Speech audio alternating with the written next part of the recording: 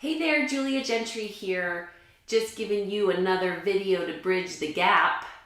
What do I mean by bridge the gap? You know, the idea of where I am and where I want to be, what I have and what I want suggests that there's a gap. And so every week on my channel, I do my best to provide you with the bridge to bridge the gap. And so today we're going to talk about how to live more present. And actually, this was influenced by a friend of mine who actually sent me a text, and she says, how do you manage being present while also staying true and focused and committed to your goals, to the end game, to your vision? Like, how do you just not get so carried away with where you're going that you forget to be where you are?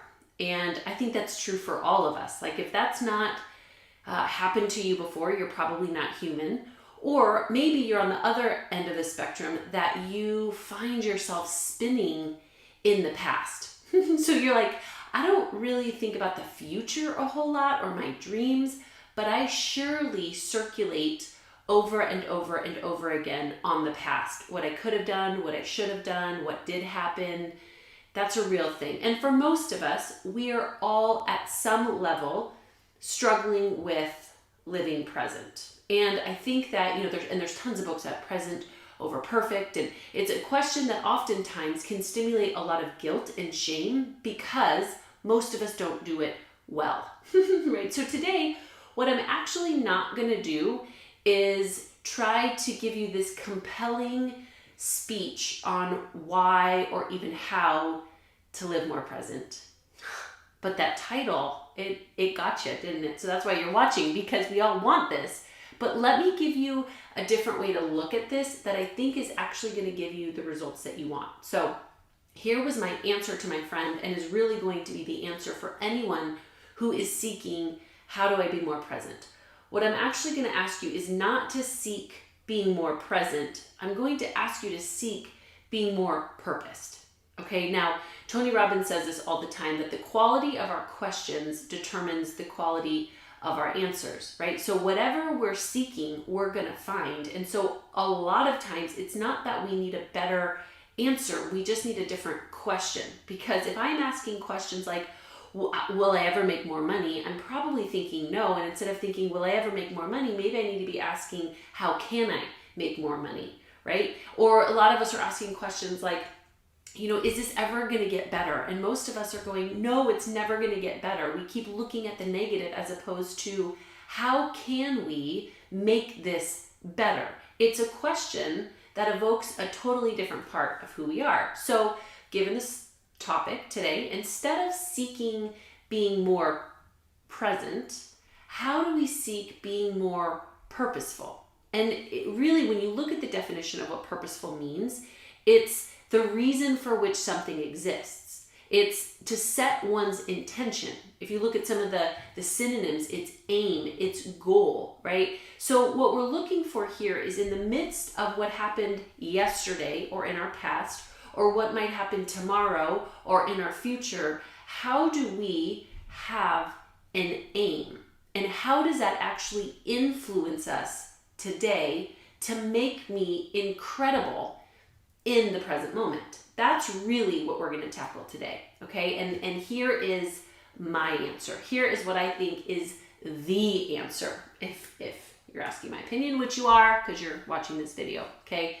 Here's how I think about this. If we actually want to live more purposed and present in the given moment, then I actually have to have an aim. I have to have an intention. I do have to know where I'm going and what I want most. Okay, so let's say I'm in a relationship with my husband and it's not going well and I want it to be going better. It could be really easy for me to go, well, you know, I'm just trying to get in the present moment and I'm trying to be with him. But, you know, in the past, we've always thought about this, or I'm worried about that, or what if he says this, or what if we said this, or what if it just looks like the way that it's always looked? And our tendency is for this slippery slope to run from or resist what we've had, but yet we're still throwing it into the present moment, and we're actually reliving our past, okay? And the question that we need to be asking ourselves is not just how do I get more present? It's what do I want my marriage to look like when it is fully actualized? Like, what would be the goal? What would be the aim? What do I want most in my marriage? And then we would need to pause for the answer. I want more passion and connection in my marriage. I want the ability to experience new things in my marriage. I want the ability to talk openly and freely and vulnerable. Like, give me the target in which we're headed, right? Because then what we're going to do is we're going to go, that's the target, that's the goal, that's the dream. Now, what I need to do and what I'm responsible for is saying, okay, great, if that's where I'm going, future, if that's the greatest dream that I have for my marriage, then guess what? How do I act like that today? Even though I don't feel connected, even though I don't feel like we're in this passion zone, if you will, even though I don't feel like we're experiencing new things, how could I take my aim, my goal, my purpose for my marriage and absolutely inject it into how I actually make decisions today in the present moment? Now, I'm not seeking to be more present.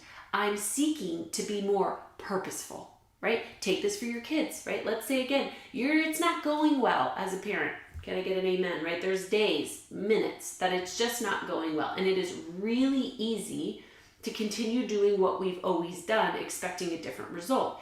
And then guilting ourselves at the end of the day because we weren't more present with our kids and we have no ability to refocus and look at something new. So today, the way to check in on that is not just to go, okay, let's read one more book of the how-tos be a better parent. That's good and that has its place.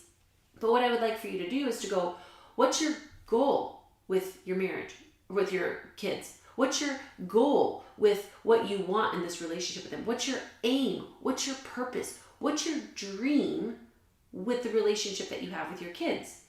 Then we would find ourselves saying, I want to be a gentle, kind parent. I want to be available and accessible to them. I want to show them experiences and to have fun. Okay, that's what I want most. Now, how do I actually start to make decisions based upon where I'm going and not just where I am today? And what that does is it actually helps you to live from a place of vision because you're creating that place of vision. And then it allows you to start living like it today in the present moment. Do we have some context that says that's going to be easy? Probably not.